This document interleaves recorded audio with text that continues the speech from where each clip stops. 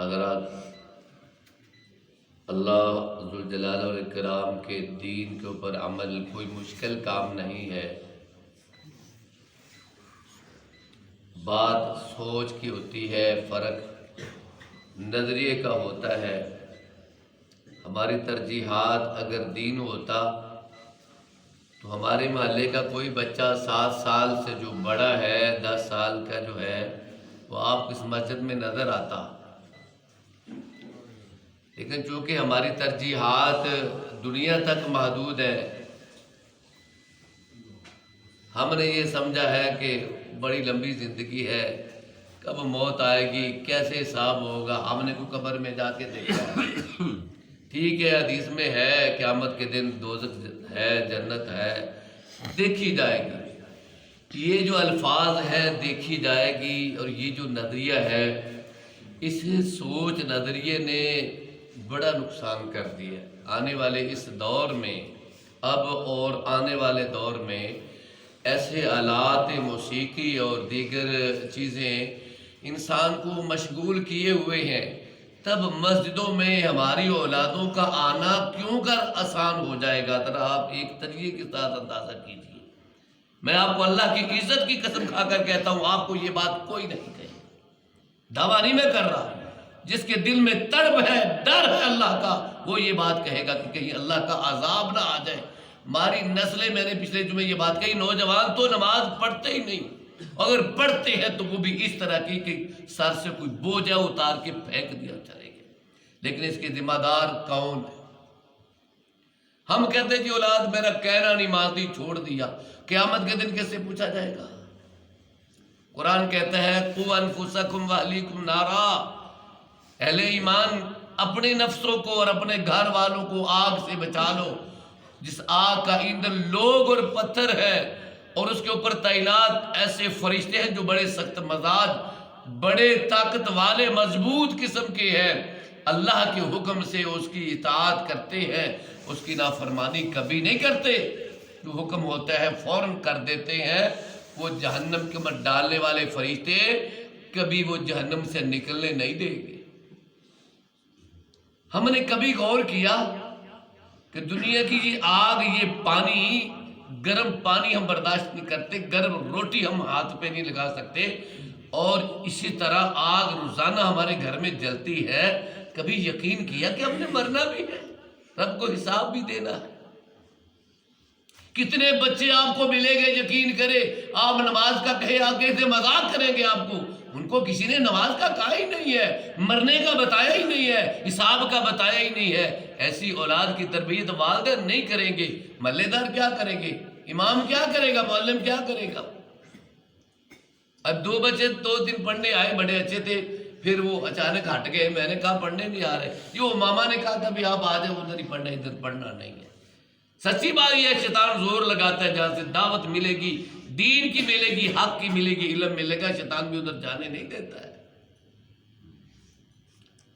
کل کی بات ہے، گزرا تو گراؤنڈ بھرا ہوا ہے، یقین کیجئے حیرانی ہوئی، اتوار کے دن گراؤنڈ بھرا ہوا ہے، اور مسجد میں کوئی نوجوان بھی نظر نہیں آتا ہے۔ کیا یہ گناہ ہے کہ ان کو کہہ دیا جائے کہ تمہیں نماز پڑھ لو؟ اور کیا یہ نیکی ہے کہ اولاد اس کو بیٹ اور بلا اور گیند لے کے دے؟ یا نیکی ہے؟ کبھی نہیں سوچا ہم نے۔ اور یہ ایسی ملعون کرکٹ کی گیم شروع ہوئی ہے، اس نے نئی نسل کا ستیہ ناش کر دیا ہے۔ آپ اتوار کے دن دیکھ لینا، آپ کو اذانوں کے وقت نوجوان گلیوں میں دوڑتے ہوئے نظر آئیں گے، گروہ کے گروہ، وہی نوجوان آگے پیچھے کبھی نماز کے لیے اٹھتے تک نہیں ہے۔ کس نے یہ کہنا ہے؟ درد دل رکھنے والے نے۔ یہ درد کب اٹھے گا؟ مرنے لگیں گے تو پھر ہوگا۔ ہم سمجھتے ہیں کہ کوئی بات نہیں ہے، بس ٹھیک ہے، 7 سال کا ہو جائے نماز کا کہنا چاہیے، 10 سال کا ہو جائے کہنا چاہیے۔ اب بھائی کیا کریں، اب رواج نہیں ہے، پھر ماحول کے ساتھ چلنا پڑتا ہے، اولادیں نہیں کہنا مانتی۔ میرے بھائیوں، یہ بات نہیں ہے۔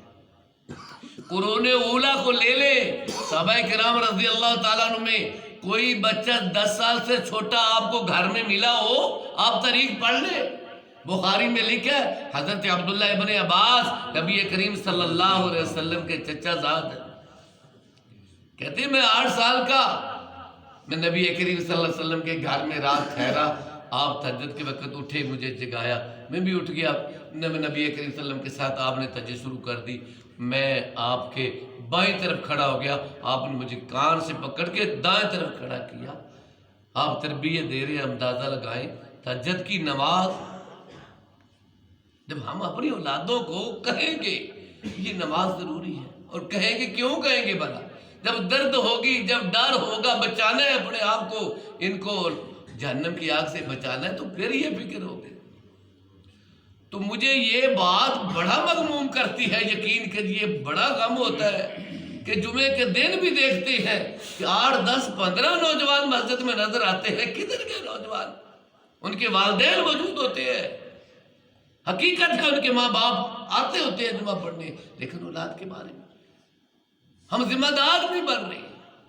نبی کریم صلی اللہ علیہ وسلم نے فرمایا کلکم راع وکلکم مسئول عن رعیتہ، تم میں سے ہر شخص راعی ہے، ہر شخص مسئول ہے، اس کو پوچھا جائے گا، ملک کا سربراہ جو ہے اپنی رعایا کا وہ مسئول ہے، اس سے حساب لیا جائے گا، گھر کا سربراہ جو ہے فرد شخص مرد آدمی پورے خاندان کا سربراہ ہے، اس سے پوچھا جائے گا، ماں اپنی اولاد کی وہ بھی مسئول ہے، اس سے پوچھا جائے گا، اس کی گناہ کے بارے میں پوچھا جائے گا، نمازوں کے بارے میں، دین کے بارے میں، اور اولادوں کو نماز کے بارے میں بالخصوص قرآن نے حکم دیا ہے، وَأْمُرْ أَهْلَكَ بِالصَّلَاةِ وَاصْطَبِرْ عَلَيْهَا، اے میرے نبی اپنے گھر والوں کو نماز حکم دیجئے۔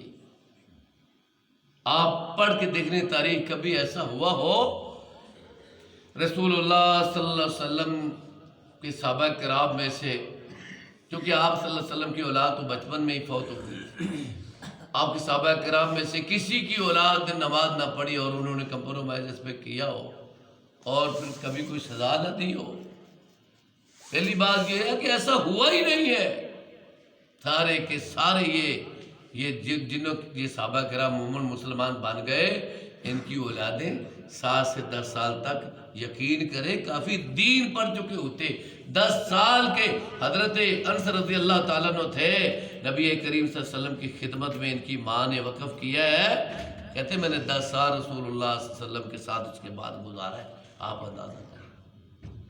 لیکن آج حیرانی کی بات ہوتی ہے کہ میتھمیٹک اور انگلش اور یہ سائنس کے لیے والدین اتنے مفکر ہیں، اتنے پریشان ہیں، یہ کیا بنے گا، اس کے میتھ کا کیا بنے گا، اس کی انگلش کا کیا بنے گا، اس کے مضمون کا کیا بنے گا، اس کے ایگزام بہت قریب آگے ہیں، کیا بنے گا؟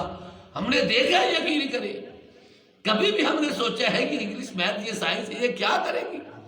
اس کا تعلق آخرت کے ساتھ ہے ہی نہیں، ایک دنیا کے ساتھ ہے، اور دنیا کی زندگی کے ذمہ اللہ نے لیا ہے، ہم سے تو پوچھا جانا ہماری آخرت کے بارے میں۔ تو میرے بھائیوں، سب سے بڑی جو کمی ہے وہ علم کی ہے، وہ دین کی ہے، اللہ کے کتاب کو پڑھانے کی کمی ہے، جس وجہ سے ہماری اولادوں کی تربیت میں کمی آ رہی ہے، ہم نصیحت نہیں کرتے ہیں۔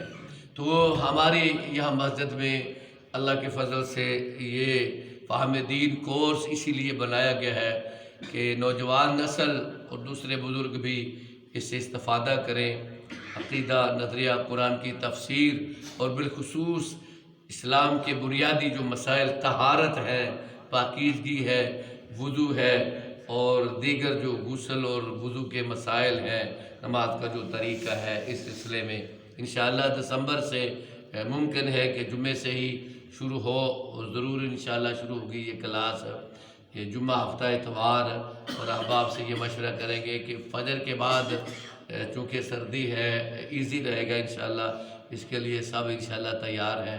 میں بھائیوں سے کہوں گا وہ رجسٹریشن کروائیں، اپنی اولادوں کو بالخصوص اس میں داخل کروائیں، روزانہ 20 سے 25 منٹ انشاءاللہ زیادہ نہیں لیں گے، اتنے کے اندر جو سنا جائے گا اس کا سبق یاد کرایا جائے گا، اس کے اوپر دیکھیں، اس کو بریفنگ دی جائے گی، بچے کو بتایا جائے گا اس کا فائدہ کیا ہے، اس کا چھوڑنے کا نقصان کیا ہے۔ یہ علم ہے جس کے ذریعے سے ہماری اولاد جو ہے وہ نمازی بن سکتی ہے، الحمدللہ یہ کام اللہ کی رضا کے لیے کر رہے ہیں۔